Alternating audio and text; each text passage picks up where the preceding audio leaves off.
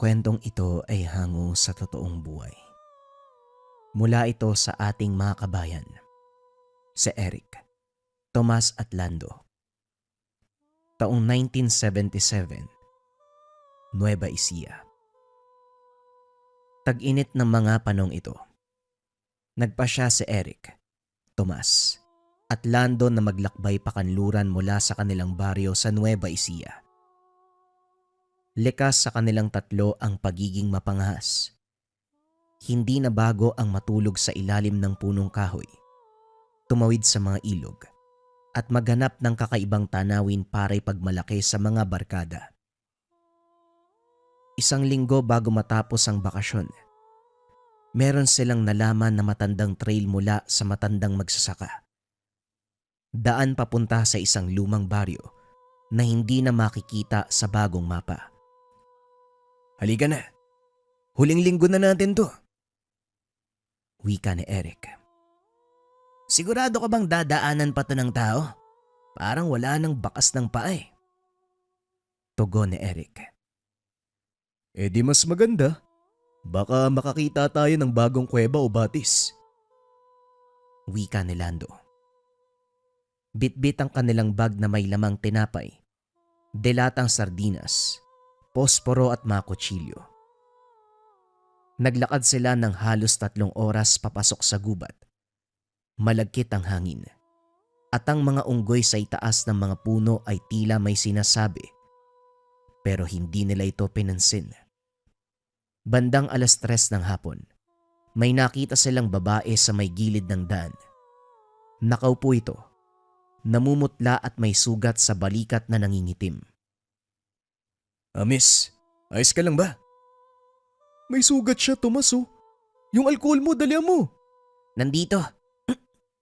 "Teka, bakit parang amoy panis?" Hindi nagsalita ang babae.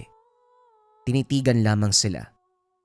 Dahan-dahan, nilinisan ni Lando ang sugat, habang si Eric ay tinapalan ito ng gasa. Nang matapos sila, tumangulang ang babae at muling naupo. Hindi ito humiling ng tulong, hindi rin nagsalita. Pero sa tingin nila ligtas na ito sa peligro. Maya-maya ay naglakad na sila palayo. Iniwan ng babae sa ilalim ng punong akasya. Kinabukasan muling bumalik ang magpipinsan, dala ang pag-asang makita muli ang babae. Pero ang mas nakatawag ng pansin nila, ang daan na hindi nila nakita kahapon. Isang makitid at mahabang trail na tila nilikha ng iisang yapak lamang. Sinundan nila ito. Sa dulo ay may nakasabit na karatulang yari sa lumang kahoy.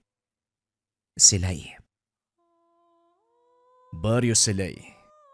Parang wala to sa mapa." "Tama nga, pero mukhang may mga bahay." "Ang tahimik ka. Wala bang tao dito?" Ang mga bahay ay yari sa kawayan at amakan. Karamihan ay may bubong na pawid. Ang kalsada ay lupa.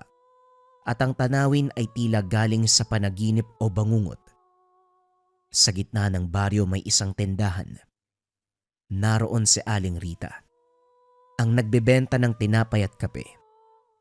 Tahimik ito, pero nagbago ang itsura nang mapansin sila. "Mga dayo kaya? Hindi na uso ang ganyan ngayon." Wika ni Aling Lita. Opo. Nais lang po sana naming maglipot." "Ang libot dito, dapat may gabay, lalo na't malapit ng maggabi." Bakit naman ho? Ano po bang meron?" Sa baryong ito, pagsapit ng 6:00 ng gabi, dapat wala na kayo sa labas." Umupo ang tatlo. Bumili ng kape. Napansin nilang halos walang tao sa paligid. Sa malalayong bahay, unti-unting sinasara ang mga bintana. Pinapasok ang mga alagang hayop. Habang lumulubog ang araw, ang katahimikan ay tila bumibigat. Walang umaalulong na aso. Walang kuliglig. Walang kahit na ano maliban sa ihip ng hangin na tila may dalang bulong. Nagpasya ang tatlo na tumuloy muna sa isang kubo sa gilid ng baryo.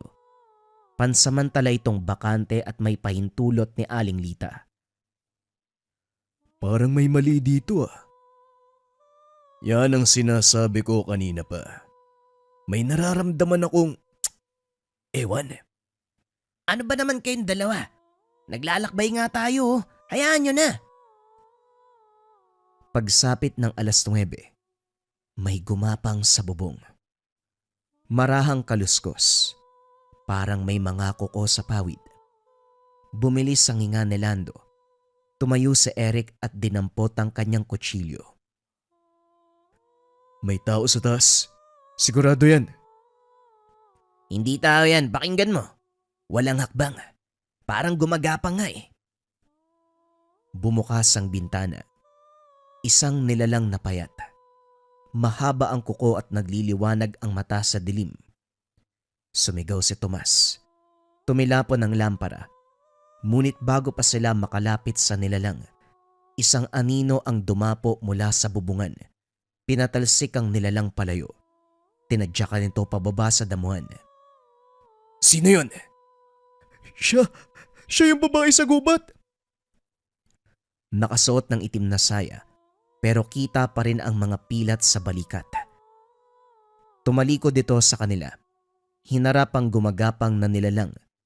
Nagsimulang humuni sa tono na parang babala. Ang nilalang ay umatras. Parang may takot. Pagkatapos ng ilang segundo, bigla na lang itong tumalon papalayo sa kawalan. Dapat wala na kayo dito. Hindi kayo ligtas sa baryong to. Bakit mo ba kami tinulungan? Dahil tinulungan nyo rin ako sa gubat. Binabalik ko lang ang tulong nyo. Walang ibang pinaliwanag ang babae. Tumalon ito palabas ng bintana at nawala sa dilim. Lando! Tama ka. Aswang nga siya. Kinabukasan wala ni anino ng babaeng tumulong sa kanila. Gising ang tatlo bago pa sumikat ang araw. Hindi sila makatulog ng maayos. Ang bangungot ng kagabi. Sariwa pa sa isipan nila. Pinagmasdan ni Eric ang paligid habang pinapainit ni Tomas ang kape sa lumang kalan. Si Lando naman ay hindi pa rin nagsasalita. Hindi ito ordinaryong baryo. Sigurado yan. Kailangan na nating umalis dito bago pa dumilim uli. Delikado tayo. Yan ang mahirap. Paano kapag hindi tayo pinalabas dito? Nagtungo sila sa tindahan ni Aling Lita. Naroon pa rin ito. Tila walang nabalita ang kaguluhan kagabi.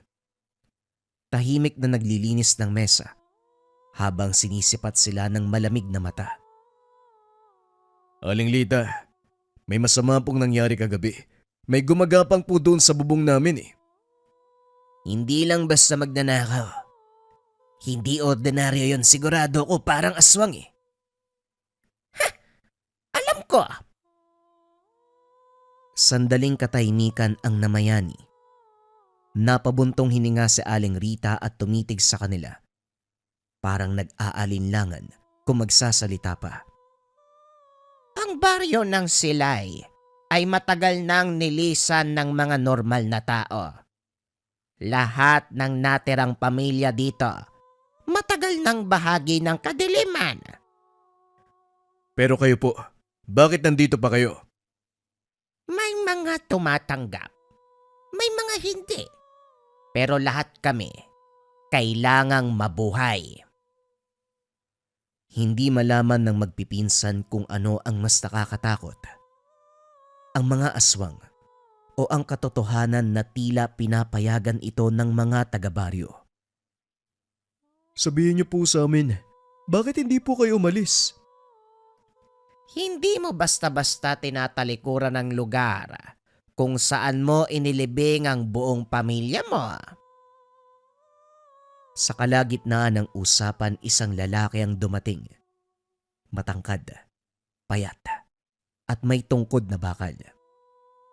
Puting-puti ang buhok nito. May pilat sa pisngi. Si Mang Resty, ang pinakamatandang lalaki sa baryo.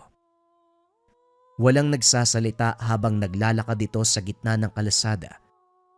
Pagkakita sa mga dayo, huminto siya at tila tinimbang sila ng kanyang mga mata. Hindi ko inaasahang may bisita pa sa ganitong panahon. Pasensya na po kayo. Hindi po namin alam na. Alam ng kaluluwa nyo na hindi kayo dapat nandito.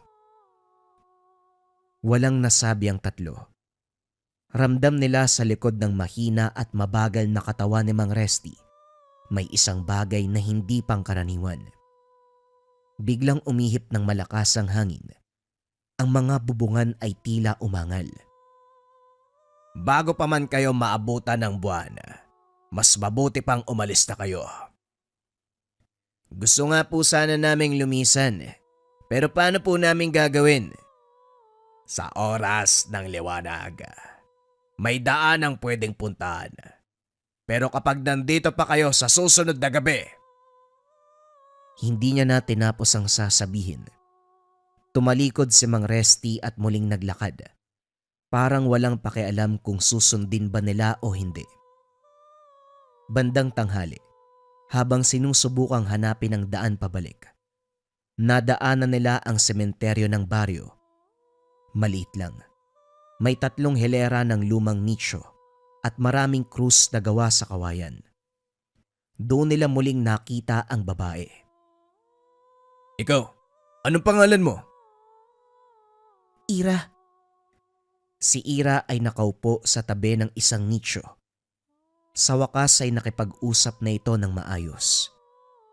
May lungkot sa mga mata niya, parang pagod na sa gulo ng mundo. Umupo ang 3 sa tapat niya. Sa unang pagkakataon ay nagkwento si Ira. Hindi ako pinanganak na aswang, pero pinili ko to. Bakit mo naman pinili? Dahil minsan, mas masahol pa nga mga tao eh. Nang mamatay ang mga magulang ko, walang tumulong sa akin. Dito lang ako tinanggap. Pero kung tinanggap ka nila, bakit mo kami tinutulungan? Dahil may utang na loob ako at meron pa ring natira sa akin na pagmamahal sa mga tao. Tahimik ang paligid. Tanging hampas ng dahon sa hangin at ingay ng lumang krus ang naririnig. Sabihin mo sa akin, anong plano mo, Ira? Ilalabas ko kayo bago lumubog ang araw. Paano naman bantay na bantay kayo? Kahit si Mang Resty, alam na nandito tayo. Ako ang mag-aakay, pero dapat sa tamang oras. Ilang sandali pa may narinig silang paang papalapit. Mabilis, mabigat. Umakyat kagad si Ira sa punong malapit. Sumenya sa kanilang 3. Sa loob ng libingan, dalian nyo! Pinasok nila ang lumang lagusan sa likod ng isang nityo. Amoy amag at lupa. Ang ingay sa labas ay tila nagmumula sa hindi lang iisang nilalang. May umaalingaw-ngaw na hikbi, pero hindi ito tao. At bago pa sila lumabas, isang mahinang tinig ang narinig nila. Naaamoy ko ang hininga ng mga dayo. Sa loob ng madilim na lagusan sa likod ng nicho, nanatiling tahimik ang 3 habang pinipigil ang hininga. Dama nila ang bigat ng lupa sa ibabaw nila at ang malamig na hangin na tila umiikot sa loob ng lumang hukay. Si Ira ay nananatili sa labas, nakadungaw sa itaas mula sa sanga ng puno. Naririnig nila ang marahang pagtapak ng isang nilalang. Hindi normal ang tunog, parang paa ng hayop, mabigat at padabog. Ngunit may kasamang kaluskos na mga kuko. Tila sinisinghot nito ang paligid. Hindi sila lalayo. Narito lang sila. Gumalaw si Eric. Marahan at dahan-dahan. At saka pinalo ang tagiliran ni Tomas. Huwag kang gagalaw ha? Bakit naman ako gagalaw? Siyempre hindi ako kikilos dito. Hindi nagtagal. May sumirit na likido sa ibabaw ng nicho, parang laway o dagta na bumagsak sa lupa. Dinig nilang umalis si Mang Resty. Unti-unting lumalayo ang mga yabag papunta sa kabilang bahagi ng sementeryo. Ilang minuto pa. Bumaba si Ira mula sa puno. Sinilip ang lagusan. Wala na siya, pero hindi siya kumbinsido. Alam niyang nandito pa kayo. Teka, gabi na ba? Hindi pa. Pero hindi na tayo pwedeng dumaan sa dati niyong dadaanan. Alam niyo ni Mang Resty. May ibang daan pa ba palabas ng baryo? Meron.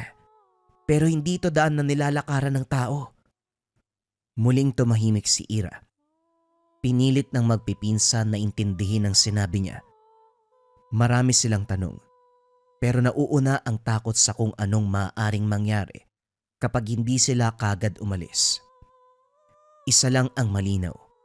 Kung aabutan sila ng dilim sa baryo, maaaring hindi na sila makalabas ng buhay. Ilabas mo kami, Ira. Kahit saan mo kami daan. Pero bago tayo umalis, may kailangan akong gawin. Muling bumalik si Ira sa gitna ng sementeryo. Lumuhod siya sa harapan ng isang lumang nicho na may pangalan ng Ligaya Reyes. Pinikit niya ang mga mata at saka bumulong. Paumanhin, hindi ko na kayo kayang bisitahin pa ng madalas. Hindi na sila nagtanong pa. Tahimik nilang sinundan si Ira patungo sa kakahuyan sa likod ng baryo. Sa daanang iyon, may makitid na trail na natatakpan ng mga tuyong dahon at ugat. Mabigat ang bawat hakbang.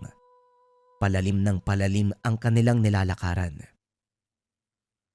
Saan tayo pupunta? Sa gulod. May palusot sa likuran ng kabundukan. Dati itong daanan ng ilog bago ito matuyo. Kaya ba natin yan bago magdilim? Kung hindi tayo hihinto, kakayanin natin.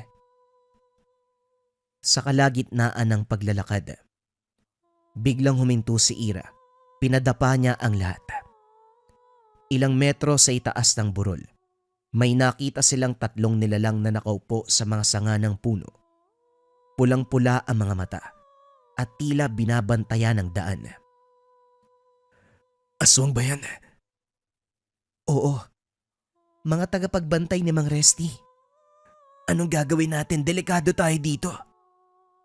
Kailangan nating lumusot sa kanal sa ilalim ng ugat ng balete. Wala nang ibang daanan.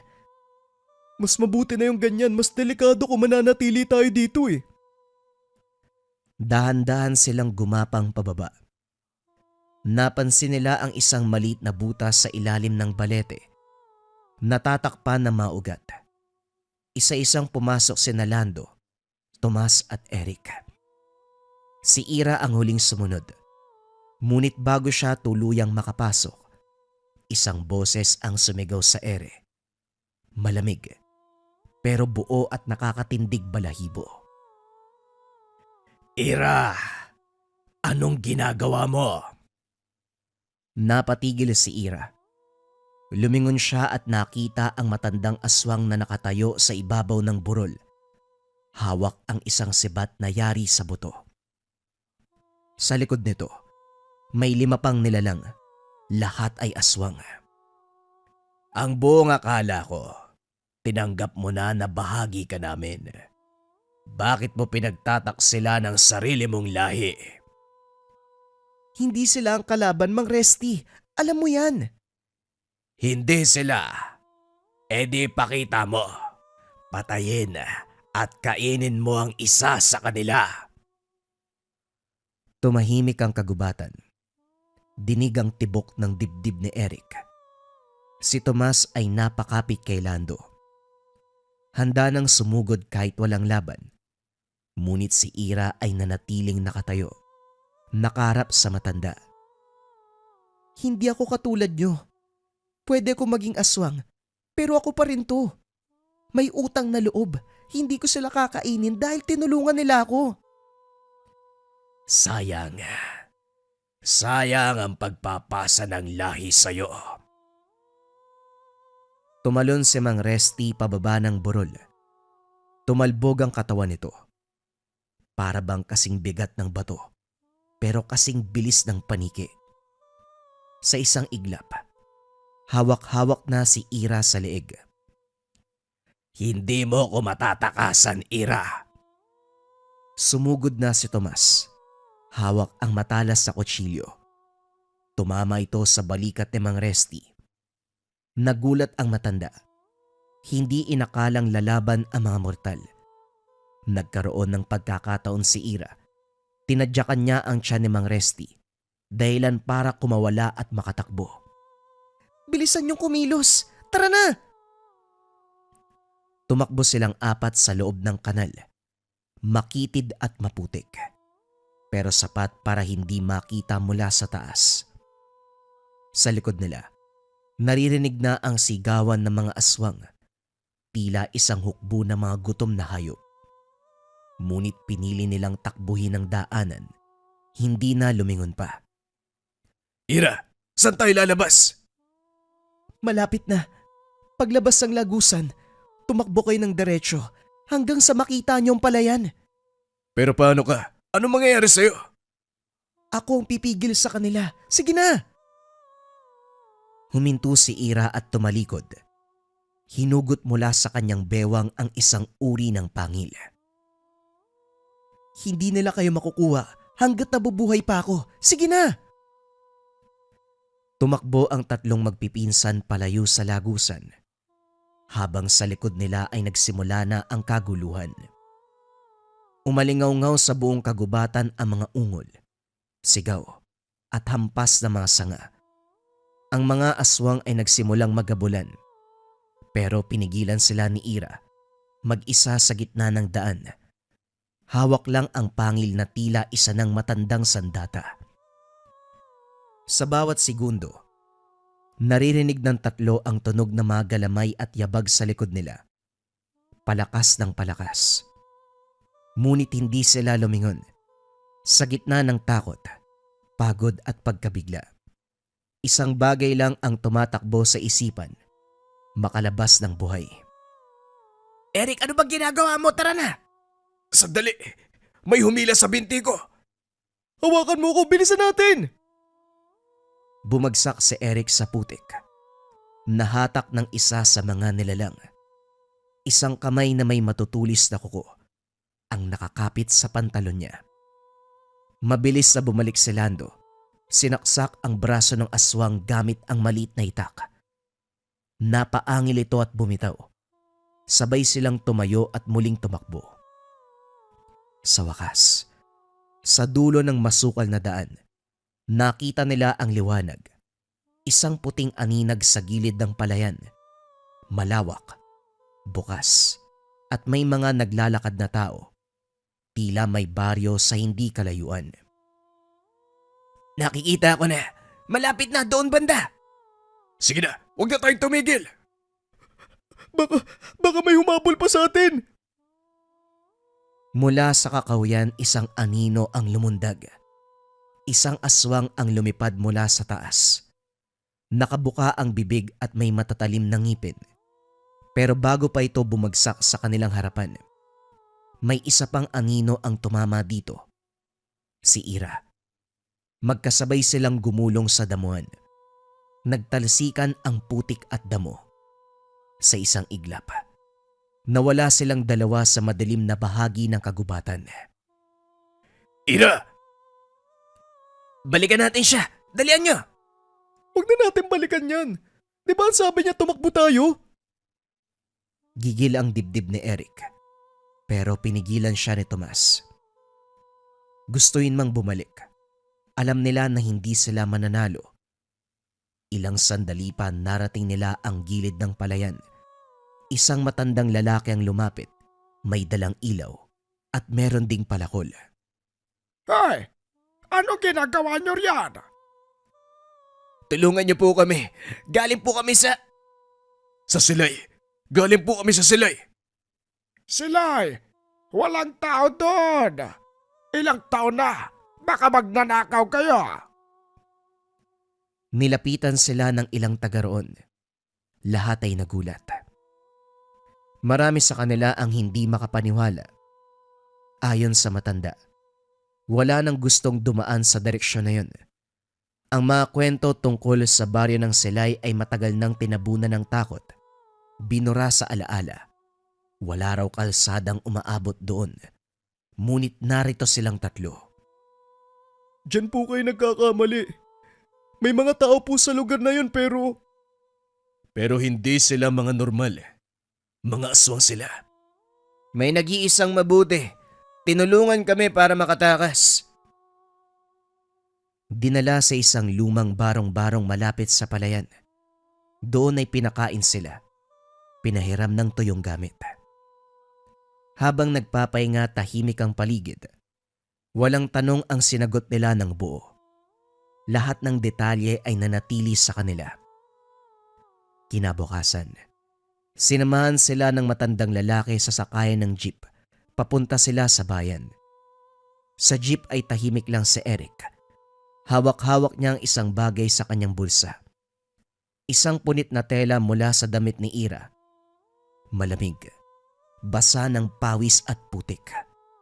Ngunit ang mahalaga, isang paalala. Sa palagay mo, buhay pa kaya siya? Ayokong isipin na patay siya eh. Pero sana, buhay pa. Grabe yung tapang niya, no?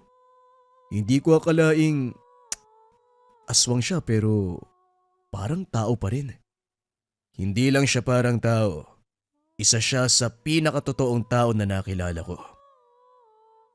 Hindi na muling bumalik ang magpipinsan sa Silay. Pero ang alaala ng gabing yun nanatili sa kanilang isipan. Ang baryong wala sa mapa at ang nilalang na tumulong sa kanila sa kabila ng panganib.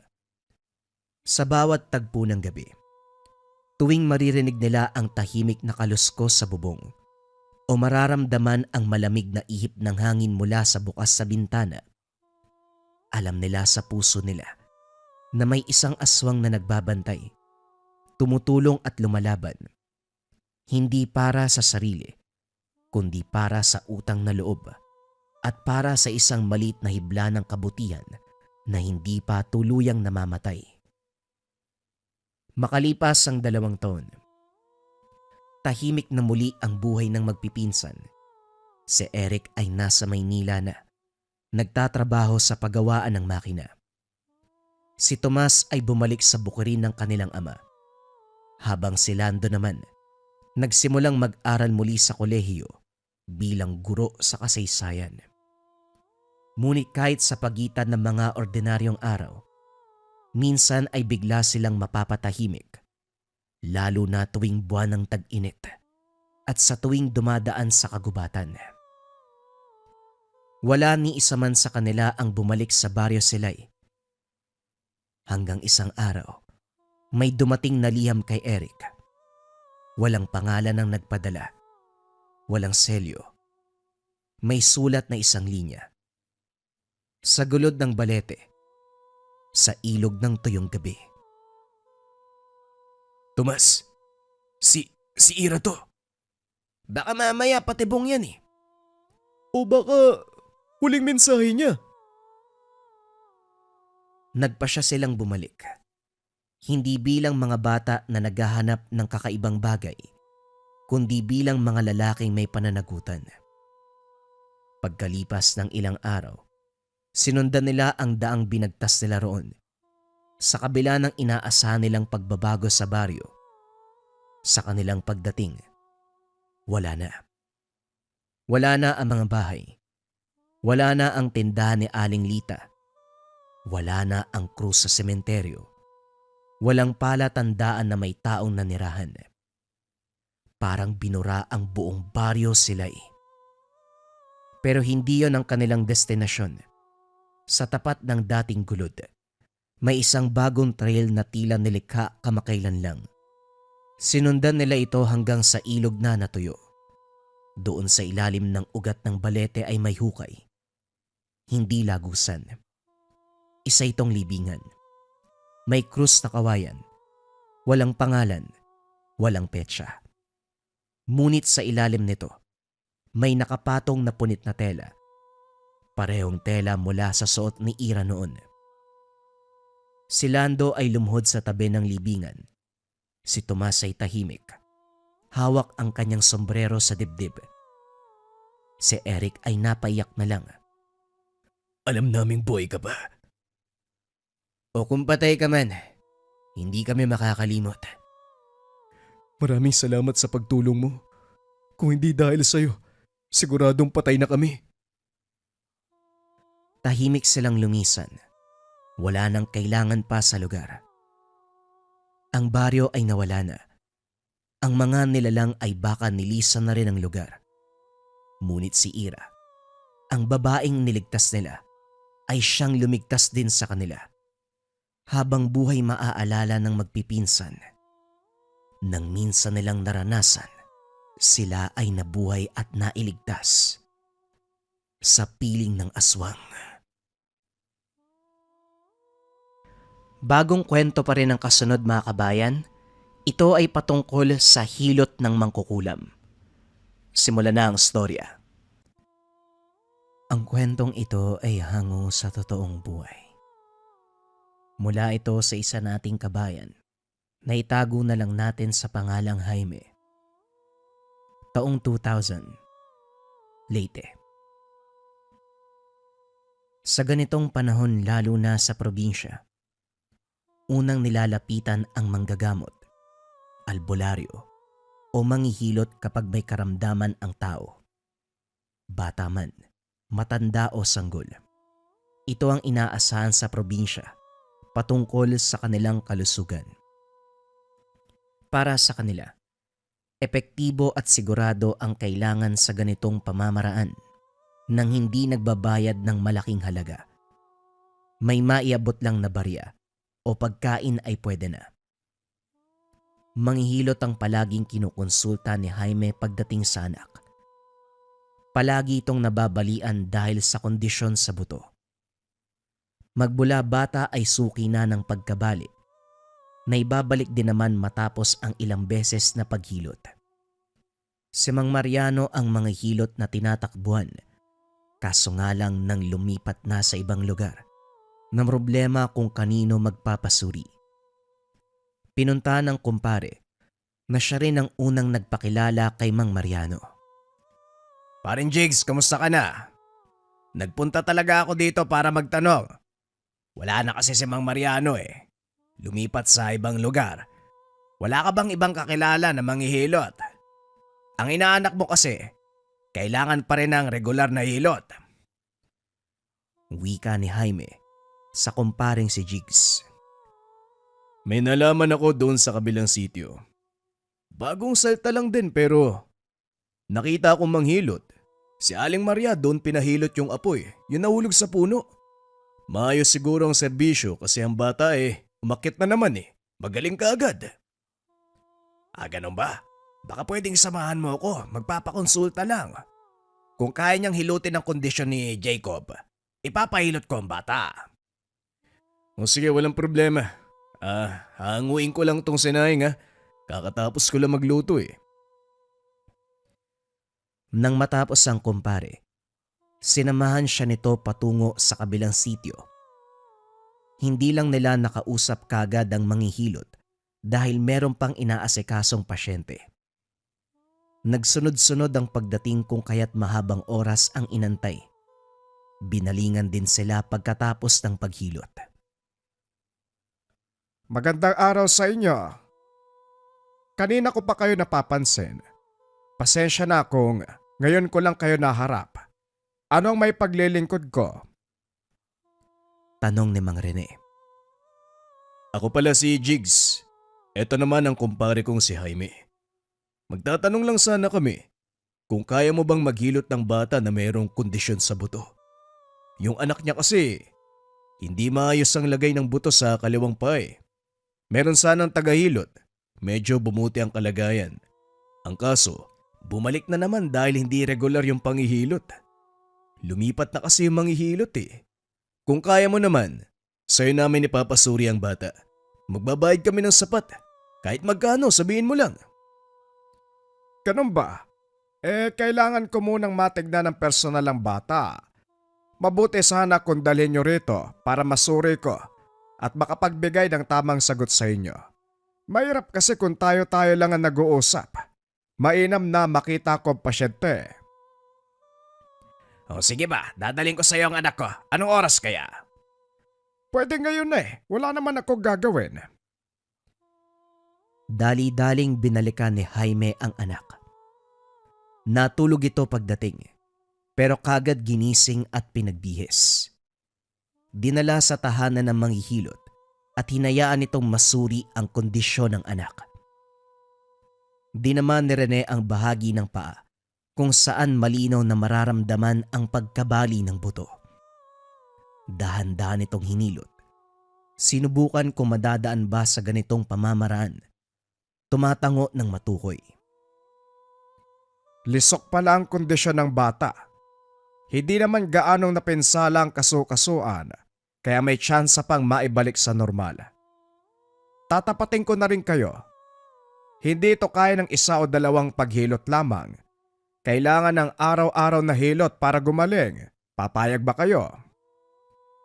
Wala pong problema sa akin basta umayos lang ang kondisyon ng anak ko. Magkano po kaya kada hilot? Eto naman malapit ang puso ko sa mga bata. Kaya kapag may pasyente ako, wala nang bayad-bayad. Ikakarangal ko ang pagtulong. Ilang taon na ba tong gwapo bata? Kumusta iho? Tanong ni Rene. Yumuko uli sa bata para makausap. Kaso nga lang biglang nagtago sa likod ni Jaime. 5 taon pa lang, pasensya ka na, mahihain talaga to Balik tayo sa usapan. Ayos lang ba kung barya lang ang maiabot ko? Sasamahan ko na rin ang tinapay at kape. Walang problema. Kung gusto mo talagang may maibigay, ayos na yan sa akin ng kape at tinapay Matapos magkasundo, hinilot ni Rene ang bata. Ito ang unang beses ng hilutan. Tiwala naman si Jaime kung kaya't iniwan ang anak para magtungo ng tindahan. Bibili ng kape at tinapay bilang pambayad sa serbisyo ng manghihilot. Pagbalik hindi pa natapos. Nag-antay pa ng ilang sandali. Kagad ding lumapit ng lumingon ang anak. Makikita sa mga mata nito na nasasaktan. Niyakap bago maluwa. Tinigil din ni Rene makalipas ang ilang minuto. Nag-abot ng candy sa bata. Hindi ko muna tinodo kasi baka mabigla ang bata. Hindi ko alam kung magaan ang kamay ng dating manghihilot. Ako kasi Madalas sa inihilot ko umiiyak. Bata pa si Jacob. Parang nakakayang saktan. Ayos lang. Babalik na lang din kami bukas. Maraming salamat pare. Eto pala, kape at tinapay. Mauna na kami. Hindi maiwasang mamangha sa pakikitungo ni Rene. Madaling kausap, maunawain sa sitwasyon ng pasyente. Pagdating ng tahanan, pinagpahinga kaagad ang bunsong si Jacob. Dumiretso na rin sa kusina para maganda ng hapunan. Kaso uminit ang ulo nang makita ang nagkalat na pinagkainan. Dali-daling pinuntahan ng panganay sa kabilang kwarto. Tulog ito pero pinilit gisingin. Anong sabi ko sa'yo ha? Ligpitin mo ang pinagkainan. Tignan mo nga yung kusina. Nagkalat ang mga plato Halos kinain na ng aso. Hindi ka na nadala Sa rabis namatay ang nanay mo dahil din sa kapabayaan mo. Napayoko ang panganay na si Jack nang makatikim ng palo sa ama. Nawala sa isip ng binata ang gawaing bahay dahil napagod sa lakad. Nanahimik na lang ito dahil aminado sa pagkakamali. Si Jaime sa kabilang banda, tumigil na lamang sa paghampas ng sinturon dahil mapupuruhan ng binata. Naawa na rin dahil nakayuko na lamang ito. Nagpipigil maiyak sa paghagupit.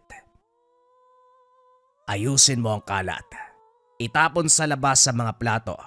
Dahil kapag may rabis yon, tayo mapapahamak. Bilisan mo. Binilinan na rin ni Jack na bantayan muna ang kapatid dahil sasaglit sa bayan para makabili ng karagdagang gamit sa kusina, plato at mga kubyertos. Sinamahan na rin ng kakailanganin sa susunod na araw. Naaliw sa pamimili dahil nakasabay si Rene.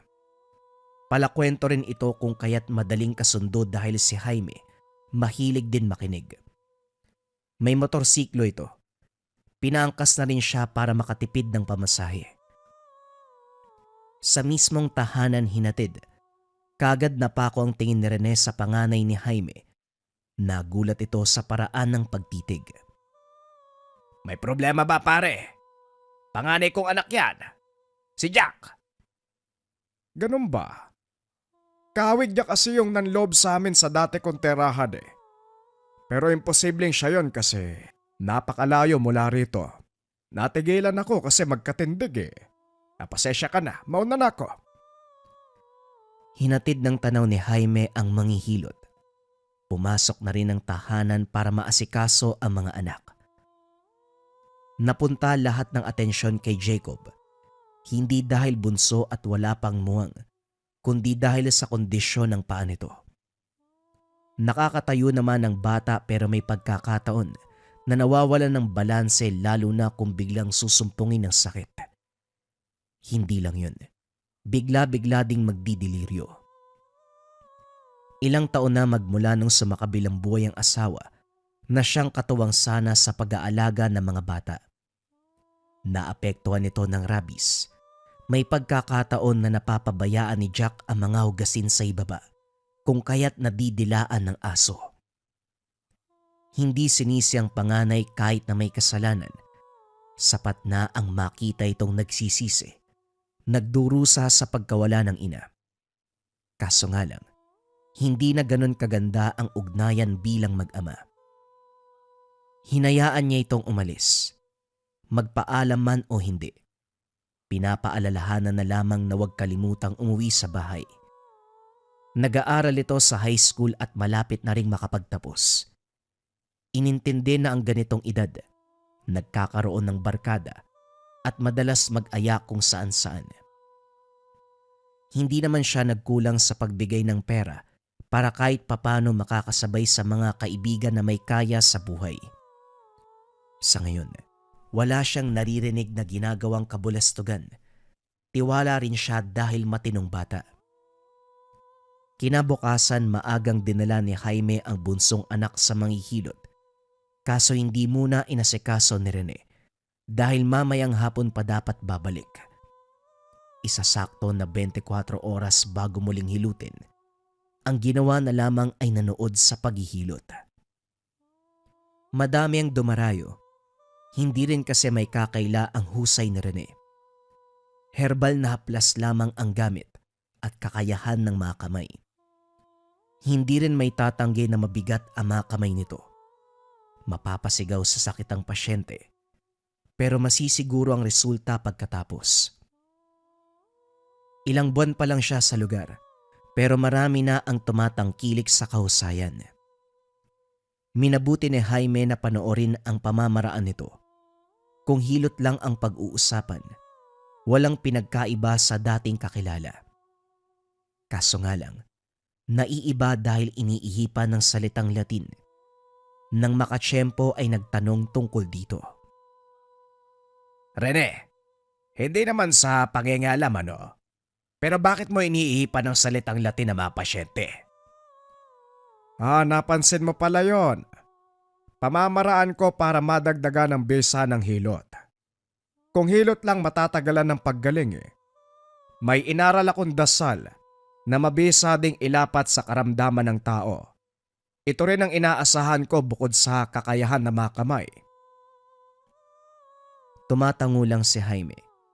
Nagpaalam na rin muna dahil hindi pa oras para ipahilot ang anak. Sa tahanan, muli na namang napagsabihan ng panganay. Iniwan sa baba ang mga hugasin. Naabutang pinagkakaabalahan ng mga aso. Napabalikwas ng bangon matapos mahampas ng sinturon.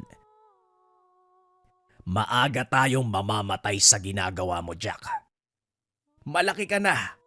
Nasa wastong edad, pero yung utak mo hindi makaintindi. Ilang beses ko bang uulitin na wag mong iwanan sa baba ang mga hugasin? Gusto mo bang matulad sa nanay mo ha? Papatayin mo ba kami? Nahinto na rin si Jaime dahil nakayuko lamang ang binata. Nanginginig ang braso nito na napuruhan ng paghampas ng sinturon. Lumabas na lamang siya sa takot na madala ng galit at matuluyan ang anak. Napailing na lamang habang iniisip kung ano ang problema ng anak. Dati sumasagot pa ito kapag tinatanong. Lumabas si Jack. Hinayaan na lamang ito kung saan man magpunta. Bumalik 10 oras ng gabi. Kunot noong napatitig si Jaime dahil hindi mapakali ang binata. Nanginginig, naluluha, nawawala sa sarili na para bang may ginawang kasalanan, balisang balisa. Nagtungo ng kusina at lumagok ng tubig. Nagmamadaling pumasok ng kwarto at nagkulong. Sinubukang kausapin pero hindi pinagbuksan. Pinagpalagay na lamang ni Jaime na nakahanap ito ng kaaway. Kinabukasan kinausap pero panay iwas. Hindi na lang din nagpumilit dahil baka magalit. Nagpaalam ito para pumasok ng eskwela.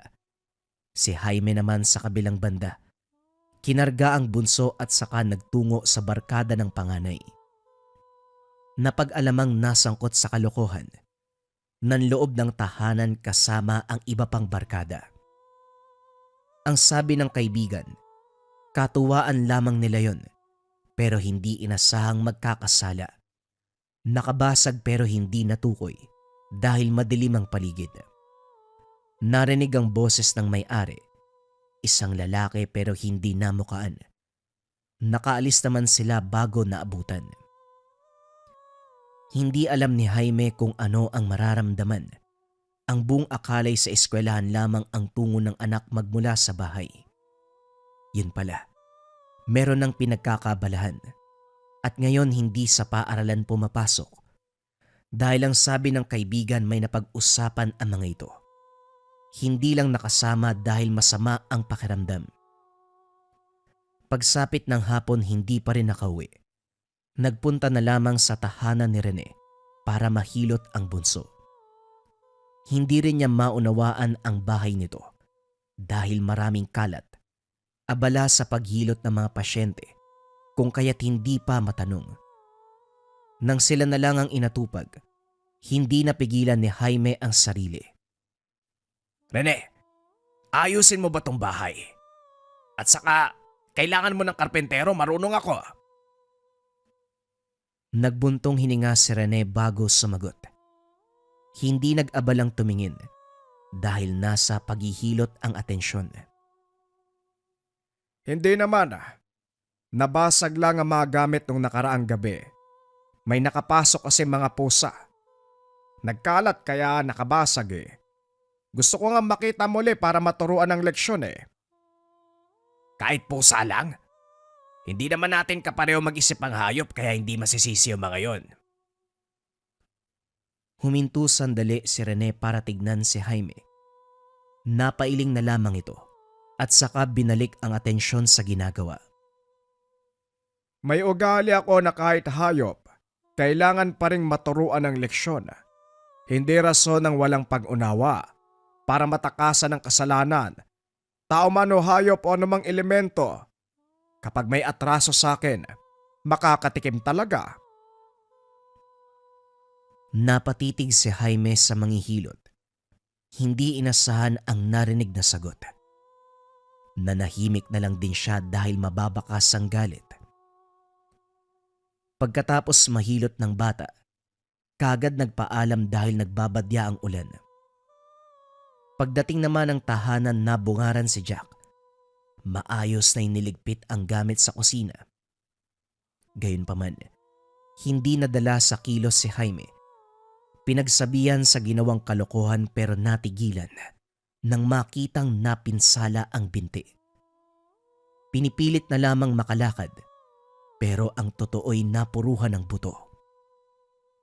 Jack, umaming ka nga. Ano ba talaga ang pinasok mo? Nagbibisyo ka ba? Sumagot ka. Hoy, huwag ka manahimik. Oo. Sumasama ako sa mga kaibigan ko para magnakaw.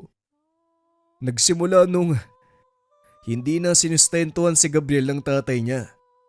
Sa kawalan ng pera, naisipan naming manloob, sumama kami. Sumama ako. Hindi ko naman alam na papasukin naming bahay, mapupuruan ako eh. Hindi kami naabutan pero may sinabi yun eh. Sinumpa yata kami. Ano ka mo sinumpa? Sino naman at kasalanan nyo rin yan eh. Hindi kita pinalaking loko-loko. Pero tignan mo ang ginawa mo. Hindi nyo nga ako pinalaking loko-loko, pero hindi nyo din naman ako kinakamusta. Hindi nyo man sabihin, nararamdaman kong galit kayo sa akin. Hanggang ngayon ako pa rin ang sinisisi mo sa pagkamatay ni nanay. Hindi nyo na ako pinapansin. Puro kayo sermon, wala nang pagmamahal. Nagpantig ang tenga ni Jaime nang marinig ang mga salita mula sa mismong panganay na anak. Aminado siyang masama pa rin ang loob dahil may kinalaman sa pagkamatay ng asawa, pero kahit papano sinusubukan niyang magpakaama. Alam niyang hindi sapat, pero hindi niya akalain na ganito mag-isip si Jack. Ganyan talaga ang naisip mo. Oo, hanggang ngayon hindi ko pa rin nakakalimutan ang ginawa mo. Pero narinig mo ba akong manumbat? Hindi, kasi ayoko mag-isip ka ng masama pero huli na pala. Nakatatak na dyan sa utak mo. Sinikap ko maging mabuting ama, pero iba pala ang takbo ng pag-iisip mo. Puro kasi kayo Jacob, na parang siya lang yung anak nyo, tayo anak nyo rin ako. Kahit nasa wastong edad, kailangan ko pa rin ng tatay.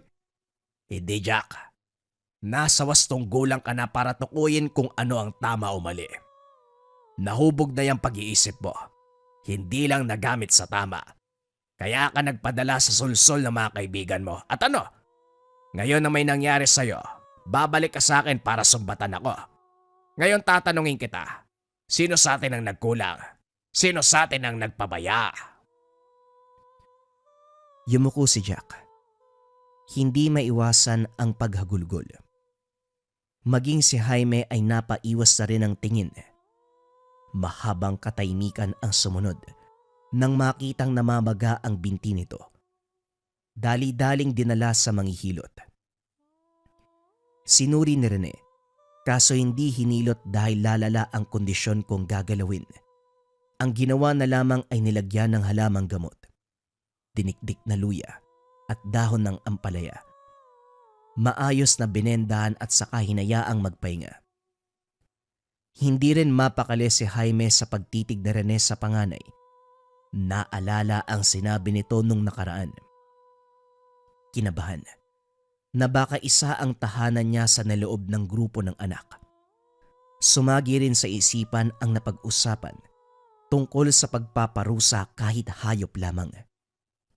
Para malinawan naglakas ng loob na magtanong. Subalit sinabi nito, nakita ang kawig ni Jack doon pa sa dating tirahan. Ilang buwan na ang nakakalipas. Lumipas pa ang mga araw, tuluyang gumaling ang kondisyon ng bunso. Inatupag ng mabuti ni Rene. Sinubukan din ang ibang pamamaraan para mapabilis ang paggaling. Naibalik ng wastong posisyon ng buto. Nakakalakad ng walang iniinda. Kaso sa kabilang banda, ang panganay na si Jack ang hindi pa lubusang magaling. Namamanasang pa, panay lamang sa paglapat ng herbal at halamang gamot dahil ayon kay Rene. Lalong sasama kung hihilutin. Sinunod na lamang ni Jaime ang bilin ng manghihilot. Minsan sa isang linggo, kinakailangan dumayo sa tahanan nito para masuri. Binigyan ng sapat na atensyon pero walang pagbabago. Sinumpa raw kasi ang batang to. Nasangkot sa panloloob. Nang mahuli sinumpa ng may-ari. Pare, sa tingin mo, totoo ba ang sumpa-sumpa? Ito bang nangyayari sa anak ko ganun din? Kung ang nagwika ay taong may kaalaman sa aral ng kaliwa, posible ang sinasabi mo. Para sa akin, napasama ang paglikot ng binata kung kaya't ganito kalala ang nangyari. Hindi niya siguro napansin, kaya ang sinisisi, yung taong nilooban nila ng bahay. Kung ganon wala itong kinalaman sa sumpa. Eh mabuti naman. Nakakatakot kung ganon eh. Nga pala, hindi ba papalitan ng gamot? Parang walang pagbabago eh. Gabi-gabi dumadaing yung anak ko dahil sa sakit. Titignan ko pa. Sa ngayon naghahanap ako ng mabisang gamot para dito. Kaso matatagalan ang proseso. Hayaan mo. Kapag epektibo, ilalapat ko kagad sa binata para bumuti ang kalagayan. Pati ako naawa na rin eh. Maraming salamat Rene ha. Wala na kasi ko ibang mapupuntahan ko hindi ikaw lang eh. Kung sa ospital pa, malayo tapos magastos. Wala akong sapat na pera. Tumango si Rene. Tinapik siya sa balikat para ipaabot na huwag mag-alala sa kalagayan ng anak. Todo naman sa paghahanap ng mabisang gamot si Rene. Bawat halaman at ugat na madadaanan sa gubat, kinukuha at sinusubukan sa katawan. Kaagad ding itatapon kapag hindi mapapakinabangan. Buong linggo, gumugol ng oras para dito hanggang sa nakabuo. Dali-daling tinawag si Jaime at pinapunta sa tahanan ng binata. Kinarga ito dahil hindi makalakad sa pamamanas ng binti. Sa gilid ito pinadiretso ni Rene. Pinalabas si Jaime para personal na makausap ang pasyente. Palakad-lakad sa harapan ng pintuan si Jaime. Nagdarasal sa kaligtasan ng anak. Samot-saring ideya ang pumapasok sa isipan. Kahit buo ang tiwala kay Rene, hindi pa rin maiwasang kabahan. Matagal sa loob, walang alam kung ano ang nangyayari dahil sobrang tahimik. Nakainga nang lumabas ang manghihilot, makalipas ang ilang sandali. Nilapatan ko ng gamot si Jack. Hinilot ko na rin para masigurado na maging ang pinakailalim ay maaabot ng bisa. Nakatulog ang binata. Pagkagising pwede mo nang dalhin pa uwi. Pagpahingain mo muna para mapabilis ang paggaling. Hindi may tago ni Jaime ang tuwa. Nanatili sa tabi ng anak hanggang magmulat. Kinarga at inuwi sa tahanan. Patuloy pa rin sa paglagay ng halamang gamot, kaso bigla itong tinapon ni Jack. Makikita sa mga mata ang takot habang nakatitig sa binti. Ano bang problema mo? Huwag ka maarte. Alam kong mabaho yung gamot, pero kailangan mo yan para gumaling ka. Hindi na ako gagaling. Ang gamot na inilapat ng manghihilot ay para matuluyan ako. Hindi makikita ng mga mata dahil sa loob ang pagsira. Unti-unting rumurupok ang buto ko. Ano bang sinasabi mo dyan? Nahihibang ka ba? Tigil-tigilan mo ko sa ugaling yan. Jack, wag na Kaya hindi nyo nalalaman ang nangyayari sa akin dahil hindi kayo nakikinig. Magsasalita ako ng totoo. Ipipilit nyo na mali ako. Tay, paniwalaan nyo ako. Hindi puro salita ng manghihilot dahil ang totoo. Tahanan niyang nilooban namin ng mga kaibigan ko doon sa kabilang bayan. Kamakailan ko lang naalala. Nakita ko yung pinaglagyan ng abo ng asawa at anak niya. Yun ang nabasag ko eh. Habang nasa kwarto, hindi pang gagamot ang ginagawa, kundi paglapat ng sakit sa akin. Ang karamdaman ko ito ay wala ng kagalingan. Mamamanas, rurupok ang buto, hanggang kumalat ang impeksyon sa buong katawan at mamatay ako. Natahimik ang binata nang masampal ni Jaime. Hindi alam kung bakit ginawa pero sinisi ang binata kung bakit hindi kagad nagsabi. Sa puntong ito, naunawaan ang lahat ng pag-uusap nila ni Rene. Hindi pwedeng balewalain dahil nasaksiyan kung paano ito sumambit na madasal. Dali-daling pinuntahan si Rene, kaso nga lang wala ng tao sa tahanan. May nakapagsabi nakakaalis lang. Wala ring nakakalam kung nasaan. Hindi mapalagay si Jaime. Humingi ng tulong sa kumpare pero kahit si Jigs ay walang ideya. Lumipas ang mga araw. Nagkatotoo ang sinabi ni Jack. Unti-unting narurupok ang buto. Lalong namamanas ang binti mula sa mismong hita pababa sa paa. Nahinto sa pag-aaral dahil hindi na makalakad. Nangihina na rin mismo ang binata. Hindi na tumatanggap ng pagkain ng katawan, panay tubig, tapos isusuka. Sa lumalalang sitwasyon naawa si Jigs. Bilang kumpare nagpresentang dalin sa doktor ang binata, kaso pinigilan ni Jack. Aniya, wala nang kagalingan ang kalagayan. Ito rin mismo ang sinabi ni Rene, pagdudusahan habang buhay. Pagsapit ng gabi sumugod si Jaime sa tahanan ng manghihilot. May napadaan sa kanila at sinabing dumating na si Rene. Dire-diretso ang pagpasok. Hambalusin na sana ng tubo nang makita itong nagluluksa sa harapan ng pira-pirasong buto. May nakasinding kandila sa paligid. Huwag mong isipin na sinusubukan kong tumakas. Umuwi ako sa amin para kuhain ang mahalagang bagay. Siguro naman nandito ka para sa anak mo, hindi ba? Wika ni Rene. Nakaluhod sa harapan ng mga buto. Walang yaka. Pinagkatiwala ko sa iyong anak ko. Pero anong ginawa mo? Anong ginawa ng anak mo? Yan ang dapat na tanong. Jaime, sinabi ko na sa iyo, nahahanapin ko ang pusang nanloob sa bahay namin para turuan ng leksyon.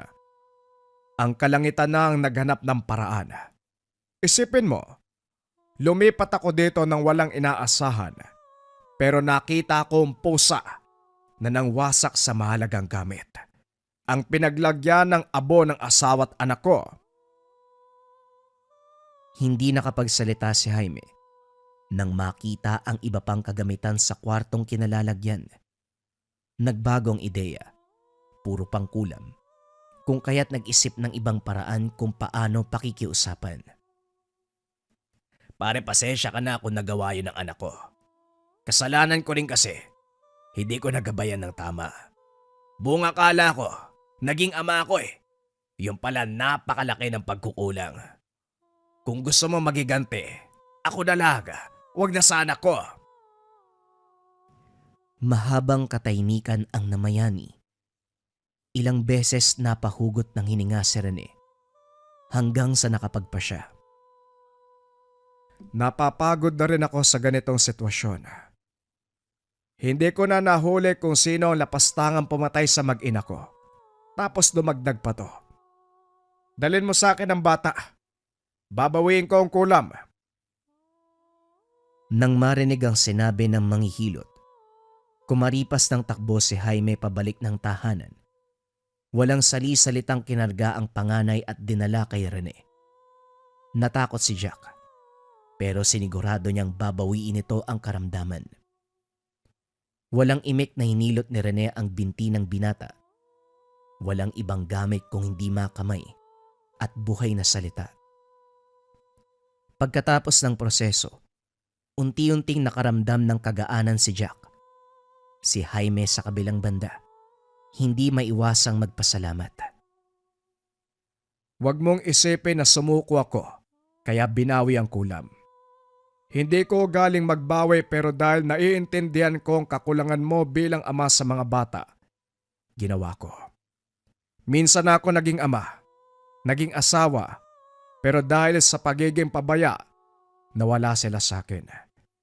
Masakit to, habang buhay kong dadali ng pagsisisi.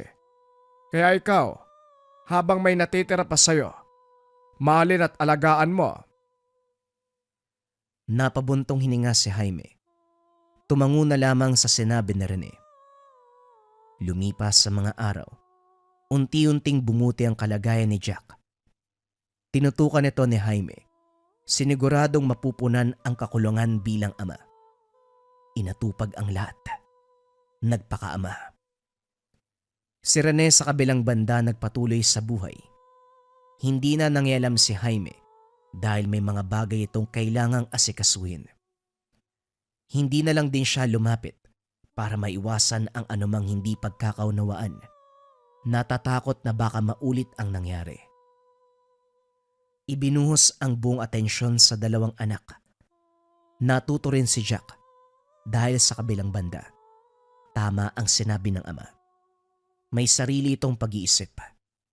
At kung may nagawa mang kasalanan ay walang ibang masisisi kung hindi siya lamang. Dahil kung tutuusin, alam na nito ang tama't mali.